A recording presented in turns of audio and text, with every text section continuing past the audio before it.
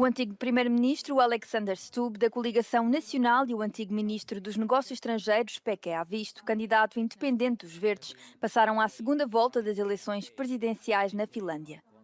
Stubb foi o candidato mais votado, com 27,2% dos votos, contra Haavisto, que obteve 25,8%, segundo as autoridades eleitorais. A afluência às urnas foi de 74,9%. This election in Finland is important because the role of the president has become more fundamental. In times of war and in times of NATO membership, president takes care of foreign affairs and defense have become increasingly important in Finland. O candidato de extrema-direita acabou por ficar em terceiro lugar, com 19% dos votos. A população finlandesa não esconde o entusiasmo por saber que partido vai estar à frente do país nos próximos 6 anos. Tosi jännittävää. Kaikkea mitä maailmassa tällä hetkellä tapahtuu tai meneillään, niin tuntuu, että pakko mennä äänestää. Siinä on joku vaikutus johonkin.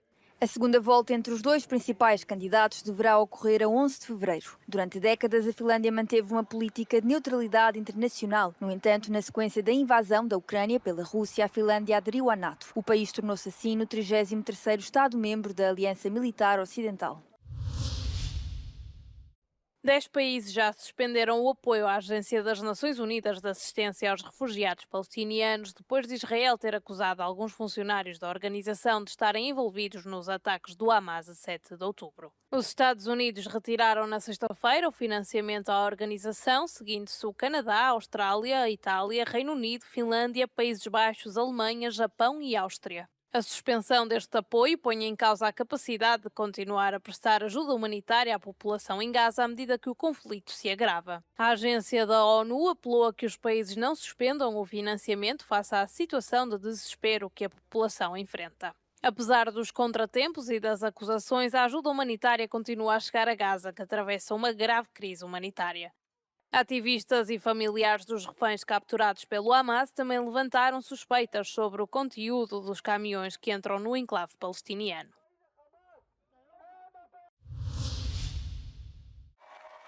O presidente dos Estados Unidos, Joe Biden, prometeu responder depois de 3 soldados norte-americanos terem sido mortos perto da fronteira da Jordânia com a Síria. As mortes resultaram de um ataque com drones a uma base norte-americana que fez ainda mais de 30 feridos. Segundo Biden, o ataque é da responsabilidade de grupos militantes radicais apoiados pelo Irão, que operam na Síria e no Iraque. No entanto, o Irão negou qualquer envolvimento no ataque. Esta é a primeira vez que um ataque mata tropas norte-americanas na região desde o início do conflito entre o Hamas e Israel a 7 de outubro. No domingo foi efetuada uma série de novos ataques aéreos e de bombardeamentos contra o Hezbollah.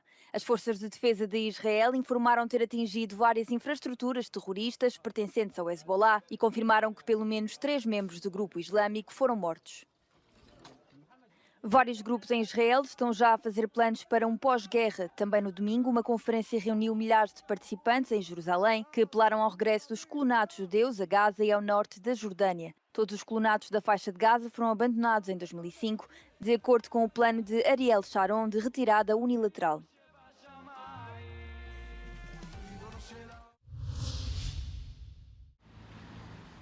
A Ucrânia revelou um esquema de corrupção e desvio de fundos do Estado que envolve pessoas ligadas ao Ministério da Defesa, a uma empresa nacional de armamento e a uma empresa comercial estrangeira.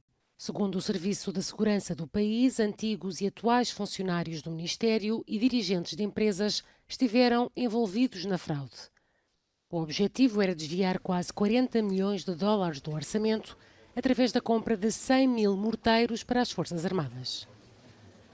A investigação surge numa altura em que Kiev tenta reprimir a corrupção para acelerar a adesão à União Europeia e à NATO. Sobre as movimentações na frente de batalha, as forças russas confirmaram avanços perto de Kupiansk, no norte da Ucrânia, e em Avdiivka, no leste.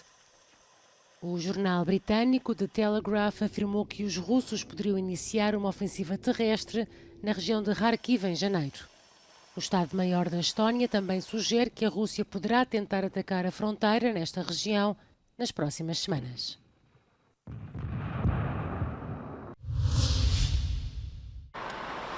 A mobilização dos agricultores europeus continua inabalável. Houve protestos em cerca de 15 países da União Europeia nos últimos 18 meses contra políticas que consideram serem prejudiciais para o setor.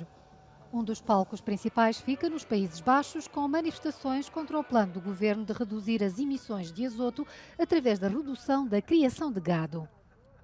As manifestações tomaram também as estradas da Irlanda e da Bélgica, com queixas idênticas.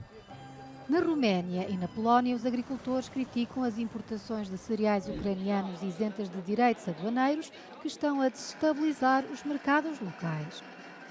Na Alemanha, as críticas vão contra o fim de uma redução do imposto sobre o gasóleo a partir de 2026 e as normas ambientais mais restritivas da União Europeia. O slogan é praticamente o mesmo em França. Il y a une demande de plus en matière d'environnement et en même temps le soutien public a fortement baissé. Si on fait un calcul simple, entre 2003 et 2023, la valeur des aides directes a baissé de 37%. Et ces aides représentent plus de la moitié du revenu agricole en moyenne européenne.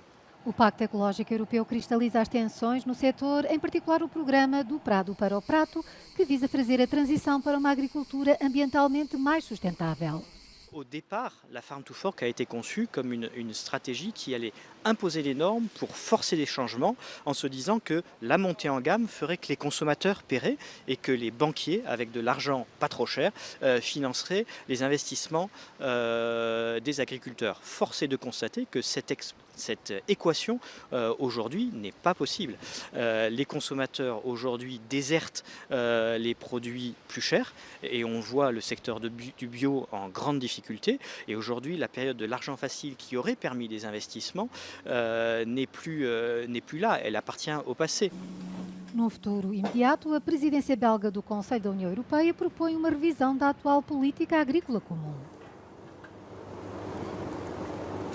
On va faire une analyse comparative de la manière dont les choses se sont mises en place l'année dernière et évidemment faire sur base de cette analyse comparative, prendre les bonnes pratiques qui sont efficaces et aussi corriger et en tout cas entamer le processus de correction au niveau européen.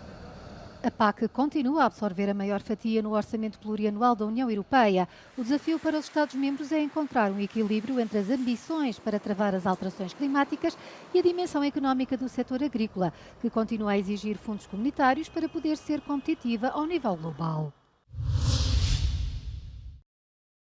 Foram detidos os 2 suspeitos do ataque a uma igreja católica de Istambul. Segundo o ministro do Interior turco, um deles é russo, o outro é do Tajiquistão.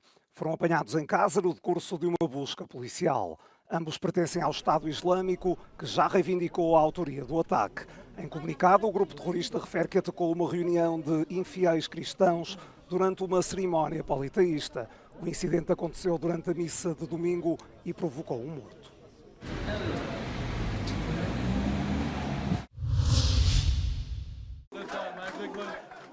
O candidato do partido de extrema-direita Alternativa para a Alemanha perdeu as eleições no distrito de Zelle-Orla, na região da Turíngia. O vencedor foi Christian Ergoth, dos Democratas Cristãos, com 52% dos votos, contra os 47% de Juvat Rume. Apesar de se tratar de uma eleição regional, o resultado está a ser encarado como um barómetro da popularidade do partido de extrema-direita, que tem grande aceitação na Turíngia.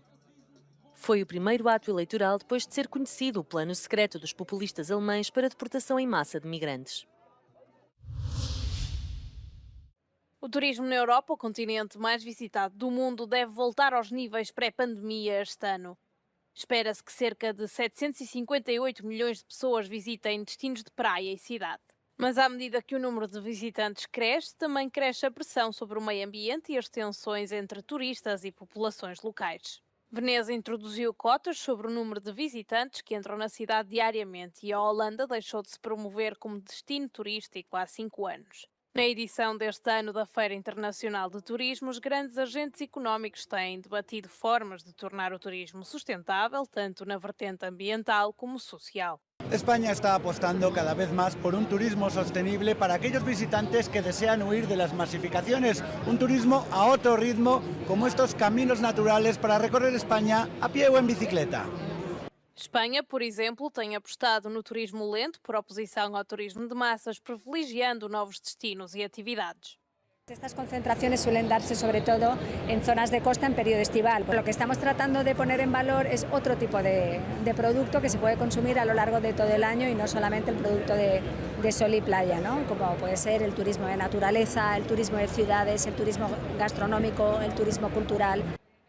As alterações climáticas também são das principais ameaças ao setor. As ondas de calor e a seca já estão a afetar destinos como Grécia e Espanha, que já indicaram que terão de introduzir restrições à água este verão. Primero, hacer viajes más sostenibles. Y para hacer un viaje más sostenible hay varias maneras de hacerlo. Primero es asegurar que los aviones cuando pueden utilicen el fuel más sostenible de aviación que se puede encontrar en el mercado. Estima-se que o turismo contribua com 8% das emissões totais de gases com efeito de estufa. Neste momento, o grande desafio passa por reduzir a pegada de carbono para garantir que o setor tem futuro.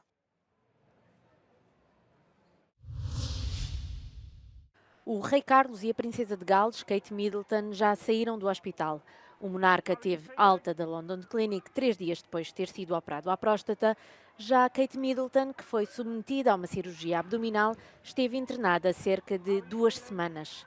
O gabinete da princesa de Gales disse que a operação foi planeada, mas não deram pormenores sobre a doença de que sofria, embora tenham especificado que não estava relacionada com cancro. Para já fica a recuperar na sua casa em Windsor e só assumirá funções oficiais depois da Páscoa.